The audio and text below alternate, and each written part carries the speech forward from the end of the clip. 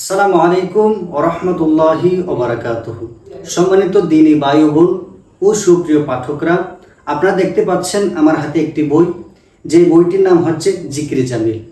এই বইটির মূল লেখক হচ্ছেন মৌলানা মোহাম্মদ শফিউল কারবী রাহমাতুল্লাহ আলাইহি। এই বইটি বাংলায় অনুবাদ করেছেন মৌলানা মোহাম্মদ মহিউদ্দিন।